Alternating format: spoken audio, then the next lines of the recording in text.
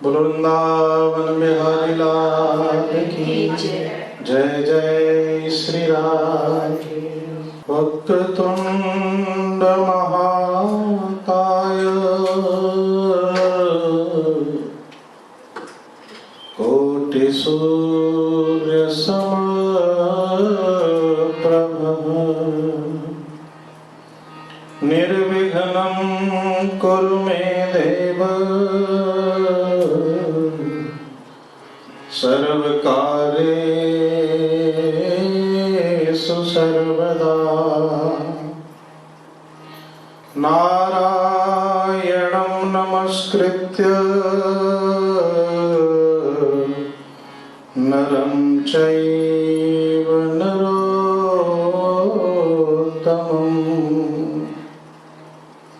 देवीं सरस्वतीं व्यासं ततो जयमुदीरये।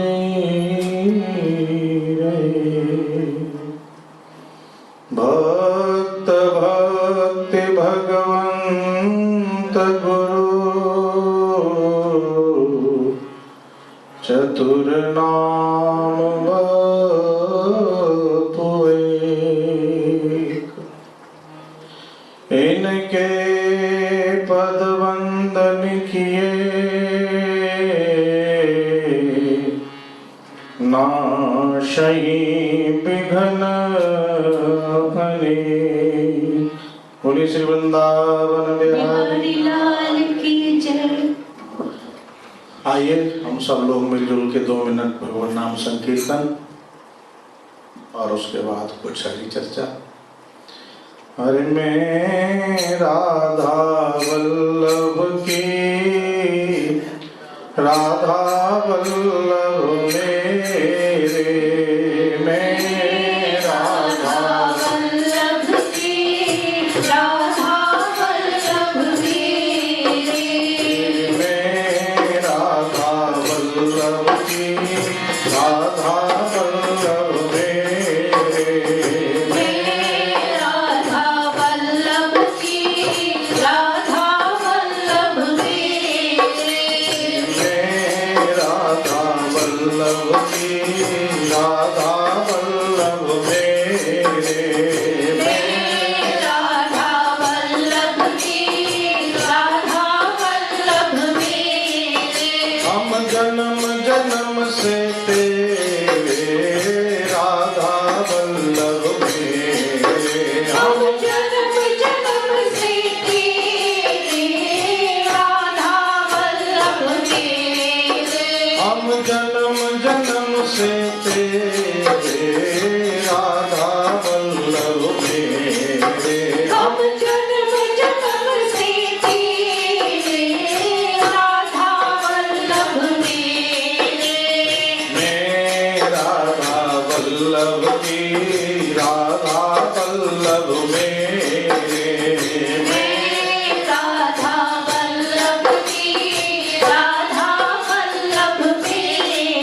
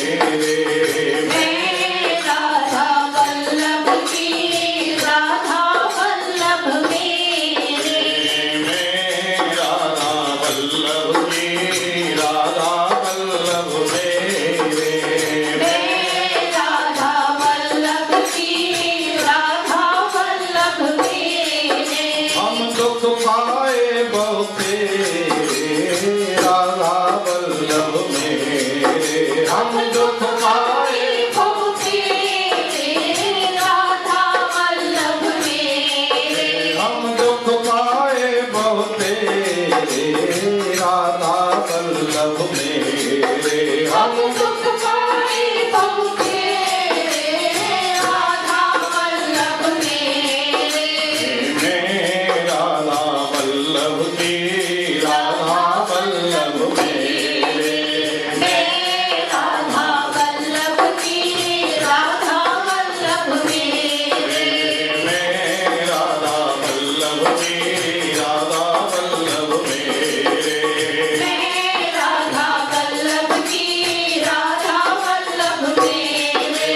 जन्म जन्म से तेरे राधा वल्लभ मेरे। हम जन्म जन्म से तेरे राधा वल्लभ मेरे। हम जन्म जन्म से तेरे राधा वल्लभ मेरे। हम जन्म जन्म से तेरे राधा वल्लभ मेरे। राधा वल्लभ की राधा वल्लभ मेरे। राधा वल्लभ की राधा वल्लभ मेरे। राधा वल्लभ की राधा वल्लभ मेरे। राधा वल्लभ की राधा वल्लभ मेरे। राधा वल्लभ की राधा वल्लभ मेरे। राधा वल्लभ की राधा वल्लभ मेरे। राधा वल्लभ की राधा वल्लभ मेरे। राधा वल्लभ की राधा वल्लभ मेरे। राधा वल्लभ की राधा वल्लभ मेरे। राधा वल्लभ की राधा वल्लभ मेरे। वृंदावन बिहारी लाल जय जय श्री राम। परात्पर अखिलेश्वर भगवान श्री राधा माधव की विशेष कृपा से आज हम आप सभी उन्हीं के दरबार में उन्हीं के चरणों में बैठकर उन्हीं का कुछ श्रवण मनन लाभ प्राप्त करेंगे।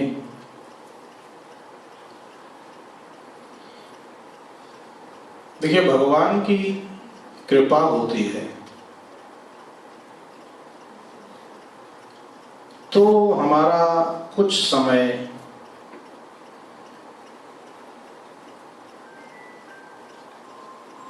अपने आत्मोत्थान में लग पाता है, प्रभु भक्ति में लग पाता है।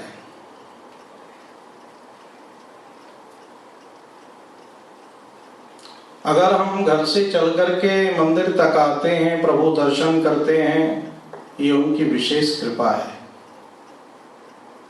हम अपने उत्थान के लिए, आत्म उत्थान के लिए आ रहे हैं। ये भगवान के दर्शन करने के लिए हम आते हैं तो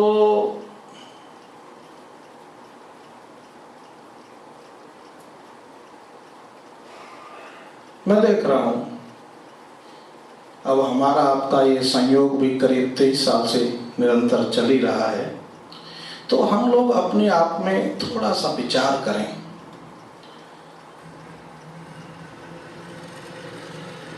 तेईस साल से मैं देख रहा हूं आप लोग आ रहे हैं, दर्शन कर रहे हैं। हम भी जो बनता है टूटा फूटा आपकी सेवा में 2-4 शब्द बोलते हैं,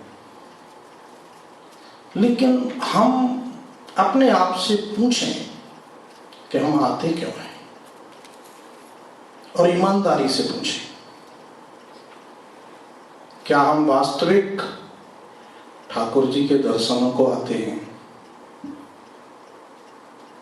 भिन्न भिन्न लोगों की भिन्न भिन्न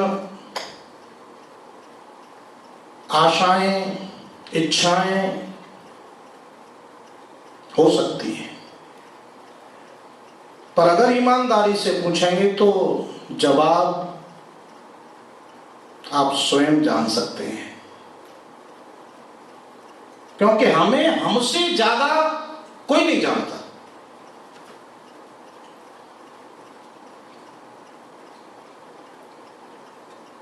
कुछ की आशा होती है, चलो 4 लोग मिलेंगे।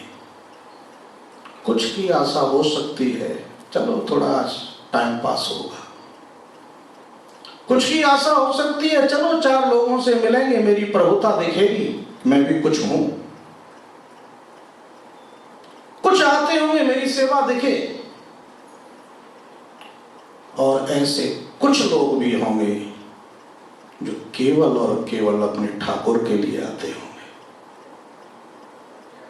बात कड़वी है, लेकिन सचिव वैद्य गुरु 3 जो प्रिय बोले भय आस, राज धर्म तन 3 कर हो ये बेग ही नाश। तो हम अपने आप से प्रश्न करें कि हम क्यों आते हैं, और इतने समय से अगर हम आ रहे हैं तो हमारा कितना उत्थान हुआ है, हम कितना ऊपर उठे हैं। अगर 25 साल पहले भी हमारी विचारधाराएं वैसी थी और 25 साल निरंतर हर संडे को आने के बाद भी अगर हम वही हैं, तो समझो हम आए ही नहीं। क्या किया हमने आके फिर? ना हमारे विचारों में परिवर्तन, ना हमारे व्यवहार में परिवर्तन, ना हमारे भगवान के प्रति लगाव में परिवर्तन, तो फिर किया क्या? समय खराब।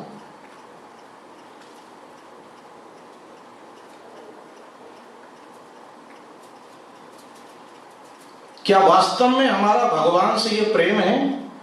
क्या वास्तव में ये भगवान की हमारी भक्ति है? प्रेम यानी भक्ति।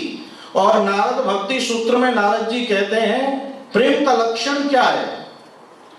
प्रतिक्षण वर्धमानम इति प्रेम लक्षण। जो प्रतिक्षण बढ़े, जो बढ़ता है वो प्रेम है, और जो कम होता है वो प्रेम नहीं, स्वार्थ हुआ करता है। संसार के लोगों से आप प्रेम करेंगे, वो निरंतर बढ़ता नहीं है, वो धीरे धीरे धीरे धीरे धीरे धीरे कम होता जाता है। उसमें न्यूनता आती जाती है, उसमें कमी आती जाती है। आज जितना प्रेम है जरूरी नहीं है साल बाद वो उतना रहे। हो सकता है उसकी कोई बात आपके दिल को चोट पहुंचा दे और आप उससे बात करना बंद कर दें, शकल देखना बंद कर दें, फोन ना उठाएं, तो कैसा प्रेम है? इसका मतलब वो प्रेम नहीं था। जो घट जाए वो प्रेम नहीं, क्योंकि प्रतिक्षण वर्धमानम, जो हर क्षण बढ़े उसको प्रेम कह सकते हैं। और जो प्रेम है वही परमात्मा है। प्रेम हरि का रूप है, क्यों हरि प्रेम स्वरूप। प्रेम ही तो परमात्मा है। तो हम अपने आप से पूछें, क्या इतने सालों में हमारा कुछ उत्थान हुआ? किसी के कहने से कुछ नहीं, मैं कहूंगी मुझसे कुछ नहीं होगा। मैं तो कह सकता हूं आपकी खुशी के लिए, आपको खुश करने के लिए, वाह क्या भक्ति है आपके अंदर, उससे काम बनने वाला नहीं है। ये बात तो स्वयं कहने लग जाए। देखिए, हम भगवान से मिलने आते हैं, ये बहुत बड़ी बात नहीं है, लेकिन जैसी इच्छा हमारी हमें भगवान से मिलने के लिए होती है, वही इच्छा अगर भगवान को होने लग जाए। आज वो नहीं आया जो कोने में सबसे पीछे बैठा करता था। क्या बात है, सब कुछ। देखिए, जैसे भक्त भगवान से मिलने के लिए इच्छा करता है, उससे कहीं ज्यादा इच्छा भगवान की उस भक्त को देखने की हुआ करती है। आज सब आए पर वो क्यों नहीं आया? एक कथा मुझे भक्तमाल की याद आती है।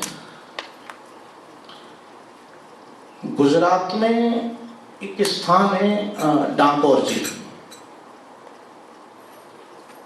वहां भगवान रणछोड़ राय जी विराजमान है। तो महर्षि डंक की तपस्थली है डाकोर।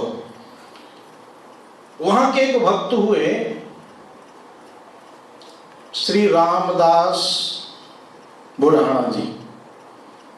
वो भगवान द्वारकाधीश के परम भक्त हैं। हर एकादशी को डाकोर से द्वारका जी में जाते हैं द्वारकाधीश का दर्शन करने के लिए।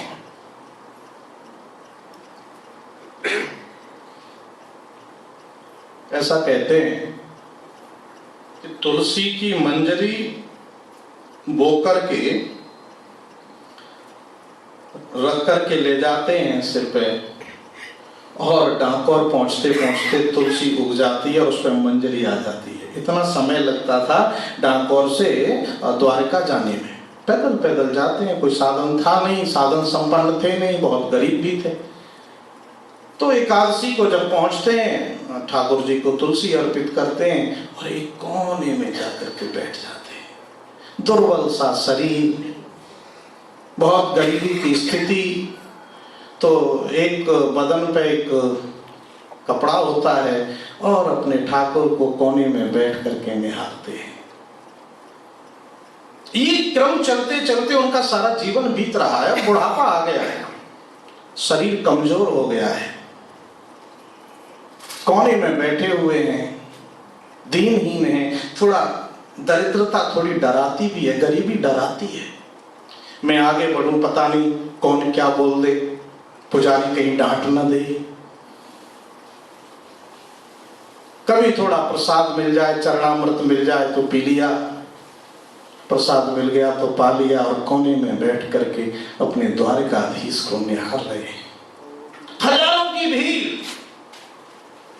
लेकिन वो कोने में बैठा हुआ ठाकुर को अपलक दृष्टि से टकटकी लगा के देख रहा है। ठाकुर मंद मंद मुस्कुराते हुए उस रामदास की ओर देख रहे हैं, और ठाकुर मानो रामदास जी के उस बुढ़ाना जी के कान में कह रहे हो, आप इतनी दूर से पैदल चल के आते हो, थक जाते हो, मुझे अच्छा नहीं लगता। तो रामदास बोले, भगत बोले, प्रभु मैं क्या करूं, मेरे से भी रहा नहीं जाता। जैसे ही एकादशी आती है मुझसे फिर रहा नहीं जाता, ऐसा लगता है दौड़ के जाऊं और एक बार अपने ठाकुर को निहार लूं। और जैसे ही आपकी मंद मंद मुस्कुराहट को देखता हूं ना प्रभु, ऐसा लगता है कि बस मेरा जीवन बलिहार जाए। तेरी मंद मंद मुस्कनिया पे बलिहार प्यारे जू, बलिहार प्यारे जू। तेरी मंद मंद मुस्कनिया पे बलिहार प्यारे जू, बलिहार प्यारे जू। तेरी मंद मंद मुस्कनिया पे, तेरी मंद मंद मुस्कनिया बलिहार प्यारे जू, बलिहार प्यारे जू। तेरी मंद मंद मुस्कनिया पे, तेरी मंद मंद मुस्कनिया पे बलिहार प्यारे जू, बलिहार प्यारे जू। तेरी मंद मंद मुस्कनिया पे, तेरी मंद मंद मुस्कनिया बलिहार प्यारे जू, बलिहार प्यारे जू, बलिहार प्यारे जू, बलिहार प्यारे जू। तेरी चाल अजब मतवाली लगती है प्यारी प्यारी, तेरी बात जब मतवाली लगती है प्यारी प्यारी। तेरी चाल जब मतवाली लगती है प्यारी प्यारी, तेरी चाल जब मतवाली लगती है प्यारी प्यारी। तेरी पायल की पैजनिया पे, तेरी पायल की पैजनिया पे बलिहार प्यारे जू, बलिहार प्यारे जू।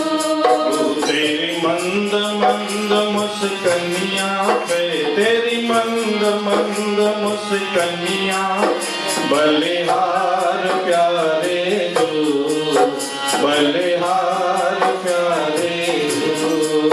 तेरी मंद मंद मुस्कनिया पे, तेरी मंद मंद मुस्कनिया पे बलिहार प्यारे जो, बलिहार प्यारे जो।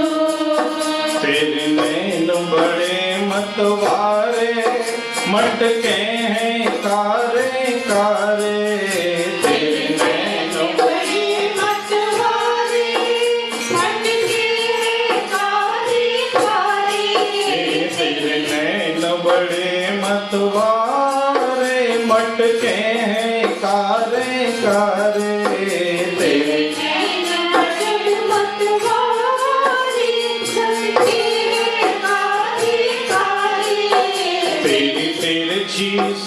तेरी तिरछी सी चितवनिया बलिहार प्यारे जो, बलिहार प्यारे जो। तेरी मंद मंद मुस्कनिया पे, तेरी मंद मंद मुस्कनिया बलिहार प्यारे जो, बलिहार प्यारे जो, बलिहार प्यारे जो, बलिहार प्यारे जो। रामदास जी बोले प्रभु आपकी इस मंद मंद मुस्कुराहट की एक छवि पाने के लिए बस मैं दौड़ा आता। ठाकुर जी बोले भगत क्या बताऊं, आपकी ये दशा मुझसे देखी नहीं जाती। आप इतने श्रमित हो जाते, इतने थक जाते, मुझे दुख होता है। भगत बोला लेकिन ठाकुर करूं क्या, मैं भी आपकी इस मुस्कुराहट को देखे बिना रह नहीं सकता। तो ठाकुर जी बोले फिर एक काम करो, देखो एक बात कहूं, तुम मेरे बिना नहीं रह सकते तो मैं भी तुम्हारे बिना रह नहीं सकता। तुम एकादशी को आते हो, द्वादशी को चले जाते हो, फिर मुझे एकादशी तक तुम्हारा इंतजार करना पड़ता है। मुझे लगता है कि तुम कब आओ, कब तुम्हें देखूं। अब मुझसे भी ये वियोग सहन नहीं होता, कुछ करो। रामदास बोले हम क्या कर सकते हैं ठाकुर, एक काम करो तुम मुझे यहां से ले चलो। मैं कैसे ले जाऊंगा, और मैं आपको ले जाके वहां करूंगा क्या? महाराज मैं इतना गरीब हूं, मेरे पास कोई ठिकाना नहीं। आप यहाँ दिव्य महलों में विराजमान हैं, दिव्य भवन है आपका, राजभोग की सेवा आपकी होती है, 56 भोग आपको चढ़ाए जाते हैं। मेरे यहाँ तो एक भक्त के लिए भी तरस जाओगे। ठाकुर बोले कोई बात नहीं, तू मुझे ले जा, तू एक गाड़ी ले आ। मैं कहां से गाड़ी लाऊंगा? अरे कोई बैलगाड़ी तो ला सकता है। मैं तेरे साथ चलने को तैयार हूं, जहां मेरी आज्ञा है गाड़ी लेके आ। और भगत डाकोर आया, एक टूटी सी गाड़ी है, बूढ़े से बैल हैं, बेचारा उनको लेकर के गया द्वारका में। मंदिर के दरवाजे से जाकर के गाड़ी लगा दी। पुजारियों ने देखा भगत आ गया है, अब बैलगाड़ी से आया इस बार, तो सोचा बुढ़ापा आ गया, चलने में असमर्थ हो गया होगा तो आ गया, कोई बात नहीं। उसने दर्शन किए, दर्शन करके और जब संध्या की आरती शयन आरती हो गई तो भगत तो आकर के गाड़ी में बैठ गया, वहीं बैठ के माला जपने लगा। ठाकुर आएंगे ले जाऊंगा। पुजारी लोग शयन आरती करके भगवान को शयन करा के ताला लगा के मंदिर बंद करके अपने घर को चले गए। सोचा ये तो पागल है, माला जपता रहेगा बैठा बैठा। सबके जाने के पश्चात भगवान द्वारिकाधीश अंदर से निकले और गाड़ी में आके बैठ गए। जितने उनके वस्त्र आभूषण थे सब उन्होंने पोटरी बना ली, जैसे आप कहीं जाते हैं ना और अपनी पैकिंग स्वयं करते हैं, ऐसे ही ठाकुर जी ने अपना सारा सामान पैक किया। वस्त्र, आभूषण, सोने के मुकुट, हीरे जवाहरात, जितना सब था सब पोटरी बना ली, और हाथ में पोटरी लेकर के भगवान भगत के पास आए। हाँ भगत चलो, हम तुम्हारे साथ चलने को तैयार है। भगत बोला प्रभु वो तो ठीक है, पर ये सामान कहाँ ले जा रहे हो? सामान तेरे, ये क्या है इसमें? बोले इसमें मेरे वस्त्र आभूषण है, मुकुट है, सोने का मुकुट, चांदी, हीरे, मोती, जवाहरात, जो मेरे वस्त्र आभूषण है वो सब। भगत बोला ठाकुर जी मेरी प्रार्थना है, मैंने आपको स्वीकार किया है, आपकी इस माया को नहीं। अगर आपको चलना है तो आप मेरे साथ चलिए, ये माया तो मुझे पहले भी स्वीकार नहीं थी, और मेरे पास वहां रखने को इसे जगह तक नहीं है। अगर आपको चलना है तो आप खाली चलिए। और आपको पहले ही निवेदन कर देना चाहता हूं, जैसे एक फटा पुराना वस्त्र मैं पहने हुए हूं, ऐसा ही कोई फटा पुराना वस्त्र आपको मिल सकता है, और एक वक्त की रोटी अगर मुश्किल से मिल जाए तो वो, इससे ज्यादा कोई उम्मीद लेके चल रहे हो तो फिर यहीं रह जाओ, मैं अपना ऐसे ही आता रहूंगा। भगवान को भी लगा मैंने इसके साथ जाने का निर्णय लेके कुछ गलत नहीं किया, मुझे जाना ही चाहिए। और वो सामान ठाकुर जी ने अंदर मंदिर में छोड़ दिया, मैं चलता हूं तेरे साथ। भगवान को लगा ऐसे भक्त को तो मैं अपने हृदय से लगा लूं, और दौड़ करके प्रभु गए और भगत को अपने हृदय से लगा लिया। जिनको कछु न चाहिए तुम सन सहज स्नेह। भक्त तो वही है जो भगवान से कुछ मांगता नहीं है, और जो मंदिर में जाके भगवान से याचना करता है वो भक्त नहीं व्यापारी हो सकता है।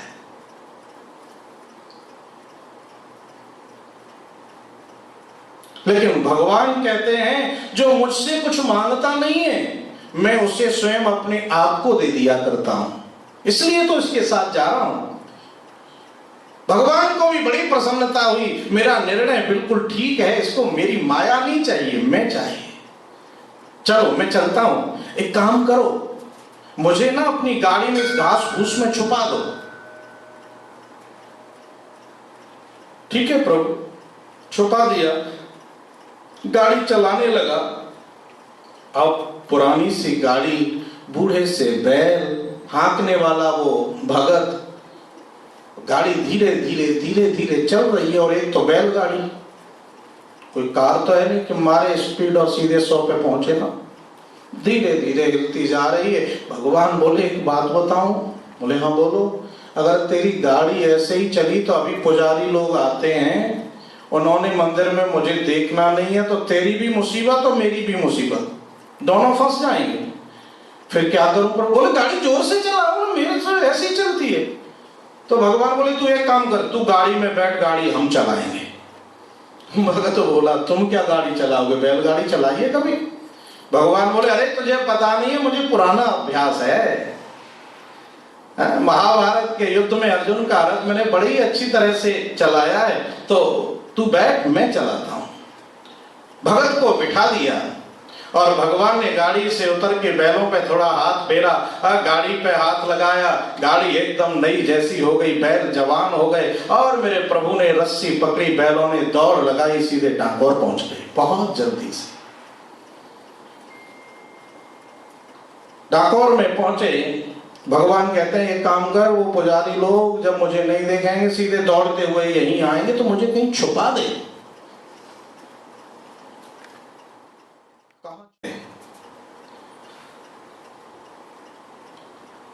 उस जलाशय में भगवान की मूर्ति को छुपा दिया। इधर में पुजारी लोग जब गए, देखा 4 बजे मंदिर खोलना है, मंदिर खोलने के लिए गए तो मंदिर में भगवान नहीं है। भगवान कहां गए? तो दिमाग में तुरंत आया अरे वो भगत जो डाकोर से आया करता था वो बैलगाड़ी लेकर के खड़ा था, ऐसा तो नहीं कि वही ले गया हो। तुरंत ब्राह्मणों ने घुड़सवार छोड़ दिए, जाओ डाकोर सीधे, वही तो नहीं ले गया कहीं। घोड़े दौड़ते हुए डाकोर पहुंचे। ये भगवान को छुपा करके जा ही रहा था कि बैलगाड़ी जाती हुई उनको दिख गई। अरे ये तो है, पकड़ो पकड़ो, पकड़ लिया, उसको बांध लिया। भगवान कहाँ है? भगवान ने मना कर दिया था बताना नहीं। अब वो बताए कैसे? चुप बेचारा। बैलगाड़ी में देखा भगवान नहीं है तो उसकी पिटाई करी, और पिटाई भी ठीक ठाक करी। बेहोश हो गया। लेकिन आश्चर्य तो तब हुआ कि पीठ में डंडे मारे इस भगत के, लेकिन खून निकल रहा है भगवान की मूर्ति से। तो जिस जलाशय में, जिस जल के अंदर भगवान को छुपाया गया था, वो जल लाल हो गया, खून का फुब्बारा छूटा। उनकी दृष्टि पड़ी, जो पुजारी लोग द्वारका से आए थे, ये खून कहां से निकल रहा है? दौड़ करके वहां गए, देखा मूर्ति है। भगवान को वहां से उठाया, प्रभु ये सब क्या हो रहा है?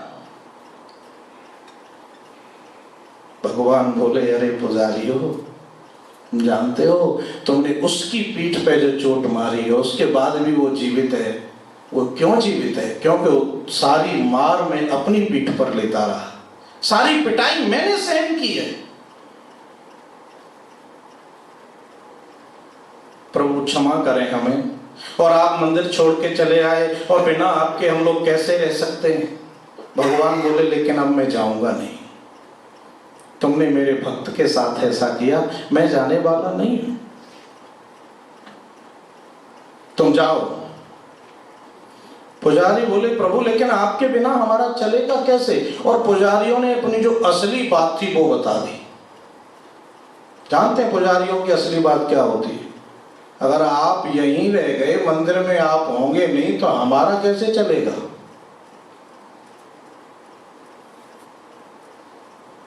एक निवेदन करूं, ये खुशी की बात नहीं है, ये बड़ी विडंबना है।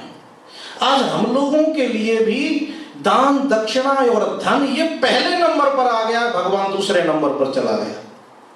तो ऐसे पुजारियों का भी कल्याण होता नहीं है। तो निवेदन, कोई सेवा करता है यश के लिए, कोई सेवा करता है, सेवा तो करता है, आरती तो 3 बार उतारेगा, लेकिन मूल में धन छुपा हुआ है, मुझे दक्षिणा मिलेगी, कल्याण नहीं होगा। यानी भगवान से प्रेम नहीं है, उस धन से प्रेम है जिसके लिए वो काम कर रहा है। तो सेवा कहां हुई? प्रेम कहां हुआ? तो लेन देन हो गया। मैंने तेरी पूजा करी, तेरे से मैंने कुछ ले लिया, बराबर हो गया। मैं सेवा कर रहा हूं, लेकिन मुझे यश चाहिए, मेरे बारे में कोई कुछ बोलता ही नहीं, तो सेवा नहीं है, वो भी व्यापार है। आप कर तो रहे हैं, लेकिन बदले में कुछ मांग रहे हैं।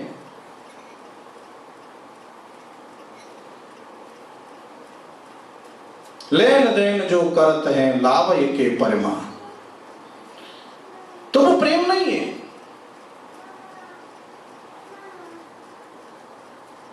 भगवान ने जब पुजारियों की असली बात सुनी तो बोले, ठीक है तुम्हें धन चाहिए ना, एक काम करते हैं, मैं मेरे बराबर तुम्हें स्वर्ण दे देता हूं, संतुष्ट हो जाओगे? बोले हाँ हो जाएंगे।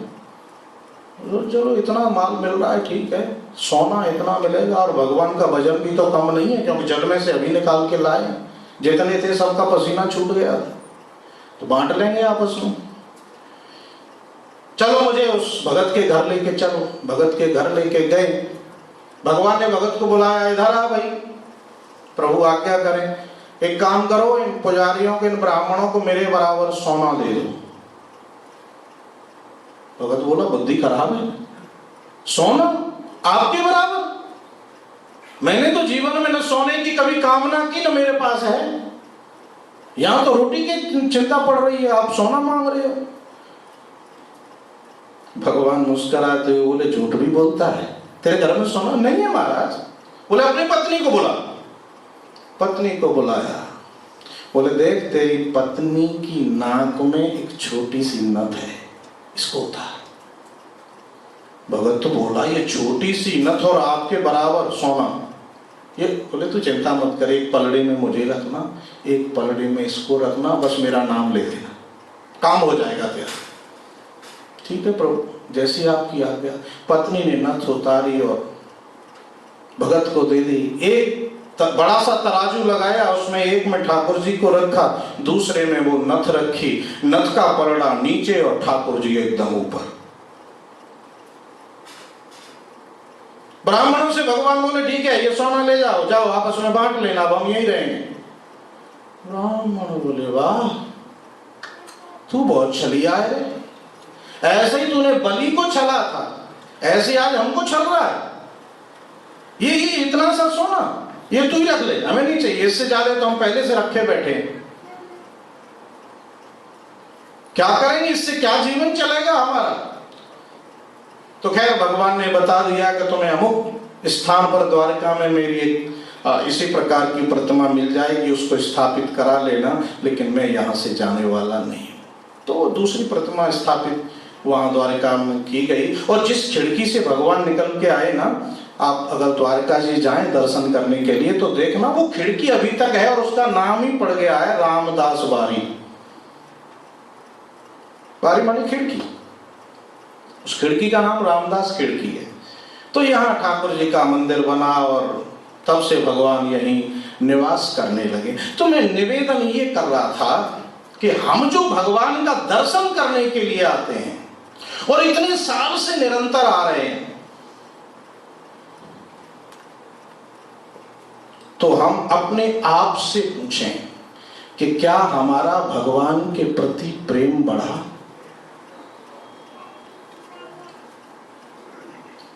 या हम वही हैं जो 25 साल पहले थे। क्या हमारे व्यवहार में कुछ परिवर्तन आया।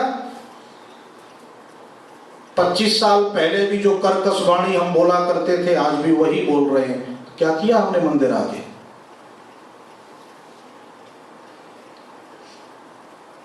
क्या उत्थान हमारा हुआ, ये हमें विचार करना चाहिए।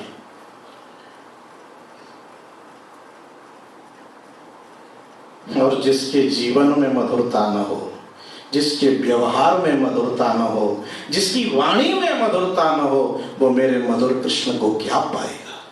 क्योंकि उसके लिए तो कहते हैं अधरम मधुरम बदनम मधुरम नयनम मधुरम हसितम मधुरम।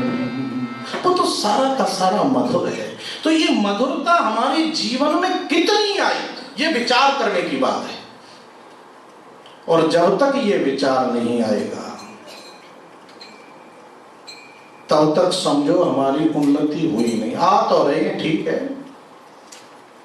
खैर ये तो नहीं कहूंगा कि वो व्यर्थ गया आना, क्योंकि भाव कुभाव अनक आलस हो, नाम जपत मंगल दिस दस हो। भाव से आए तो ठीक है, बिना भाव के आए तो भी ठीक है, कुछ तो हो ही रहा है। लेकिन ये समझो पहली क्लास का बालक बच्चा अगर पहली क्लास में पढ़ने जाता है तो हम यही उम्मीद तो नहीं करेंगे उससे कि वो जब तक 50 साल का हो पहली क्लास में बना रहे। तो अगर बना रहता है तो लोग उसे मूर्ख कहते हैं। तो हम उसी क्लास में अगर पढ़ते रहेंगे तो क्या फायदा होगा। तो कभी कभी मुझे भी लगता है कि हम भी 23 साल से वही रटी रटाई बातें आपको सुनाते जा रहे हैं। हम भी सोचते हैं, क्योंकि देखिए कथा का जन्मदाता वक्ता नहीं होता, श्रोता होता है। ये वक्ता का तो नाम है, बस बिठा दिया माइक सामने रख दिया। वो जिस भाव से जो सुनना चाहता है वो भगवान वो प्रेरणा देते हैं और वो कुछ निकल जाता है। तो उल्टा सीधा जो भी हो वो तो आप जाने। लेकिन बात ये है कि हमें ये विचार करना चाहिए, हम अमूल्य समय अपना लगा रहे हैं तो हमें अपना आत्म उत्थान करना है। हम कितना ऊपर उठ पा रहे हैं, क्योंकि भगवान ने देखिए 84 लाख योनियां हैं, लख 84 भुगत के बंदे मिली पुरुष की देह, 83 लाख 99,999 योनि भोग के हम इस शरीर में आए। इतनी तरक्की की हमने, पता नहीं क्या क्या बने होंगे, कीट पतंग मच्छर कुच्छर जाने क्या क्या बन के यहाँ पहुंचे। तो यानी खूब तरक्की करिए, खुश होना चाहिए। भगवान ने मनुष्य शरीर दिया तो अब थोड़ी सी और उन्नति होनी चाहिए कि नहीं। और यहां से उन्नति का मतलब आत्मा का परमात्मा से मिलन। बहुत भटक लिए, हम भटक लिए बहुत तेरे और राधा वल्लभ बहुत भटक लिए। भटकते ही तो आ रहे हैं, न जाने कितने जन्मों से भटक रहे हैं। तो अब ये भटकना बंद होना चाहिए, और बंद तभी होगा जब हम इस क्लास को अब आगे बढ़ जाएं। आज तक हम ठाकुर के लिए आते रहे, लेकिन अब ठाकुर भी तरसने लग जाए, भाई 11:30 बज गए, अब तक आया क्यों नहीं, मैं तो इंतजार कर रहा हूं। और अगर ऐसा हो गया कि एक दिन ये इंतजार आपका कर रहा है, समझो बन गया काम। फिर और कुछ करने की जरूरत नहीं है। आप माला मत जपो, पूजा मत करो, कुछ मत करो। मैं कहता हूं अगर ये इंतजार करने लग जाए तो समझो आपका सब कुछ सफल है। माला जपना सफल, भजन गाना सफल, कीर्तन करना सफल, पूजा करना सफल, सेवा करना सफल, मंदिर में झाड़ू लगाना, सब कुछ सफल है। फिर कुछ करो मत करो, बस ठीक है। इसको बस एक बार ये कह दें, हे गोविंद मैं तेरा तू मेरा। जब एक ऐसा नाता बन जाए तो समझो जीवन सफल है। अब समय हो गया है तो अधिक समय नहीं लेंगे, यहाँ से आगे अभी कुछ बहन जी आपको सूचना देंगी, उसके बाद भगवान का भोग आरती जो होता है वो होगा। वृंदावन बिहारी लाल की जय जय श्री राधे। सदा शीर सागर सही कुंद इंदु समदेह उमा रमन करुणायन जाहि दीन बरने करहु कृपा मर्दम बंदं गुरुपद कृपा सिंधु नररूप हरि महामोहतम जासु वचन निकर निकर बंदं मुनिपद रामायण जह निर्मयु दोष रहित दूषण प्रणव पवन कुमार खलवन पावक ज्ञान घन जासु धैर्यगा बस ही राम सदचार वृंदावन बिहारी लाल की जय। या विधि मोहन भोग लगायो, या विधि मोहन भोग लगायो, भक्त वत्सल हरि नाम कहायो, भक्त वत्सल हरि नाम कहायो,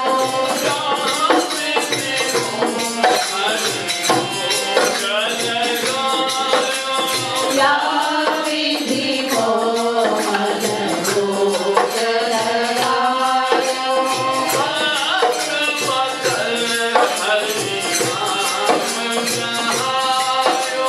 भक्त वत्सल हरि नाम कहायो,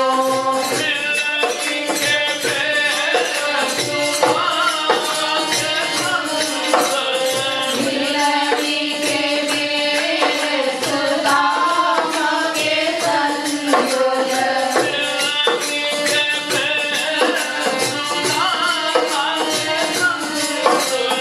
मिलनी के बेर सुदाम के संयोग,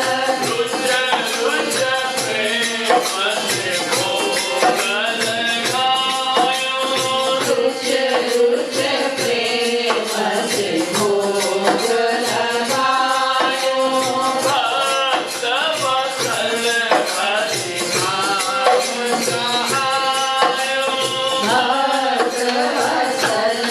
हरि नाम कहायो,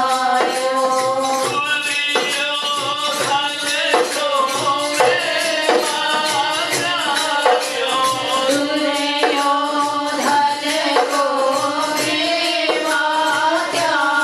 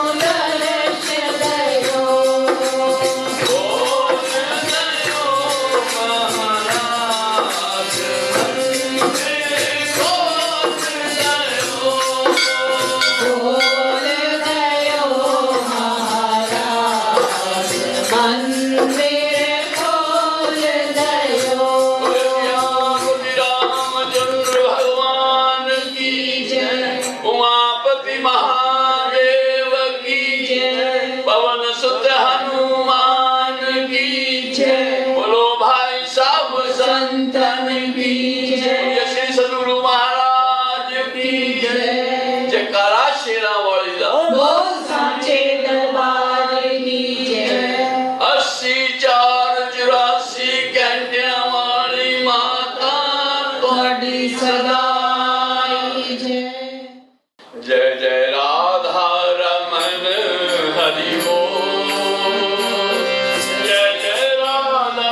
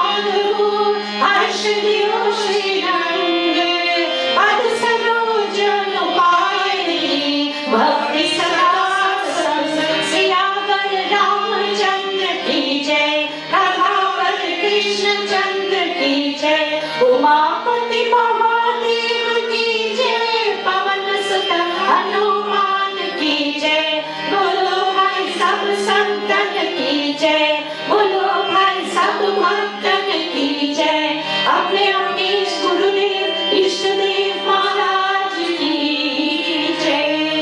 हे भाई मेरी सच्चियां जोता वाली माता, बड़ी सदा ही जय। जय परशिवंद बोल सांचे दरबार की जय। धर्म की जय हो, अधर्म का नाश हो, प्राणियों में सद्भावना हो, विश्व का कल्याण हो, हरि नाम संकीर्तन का प्रचार हो। भारत माता की जय हो। कनाडा देश की जय हो। गौ माता की सेवा हो। हर हर महादेव। जो बोले सो निर्भय बोल सनातन धर्म की जय। सर्वे भवन्तु सुखिनः, सर्वे सन्तु निरामयाः, सर्वे भद्राणि पश्यन्तु मा कश्चित् दुःखभाग्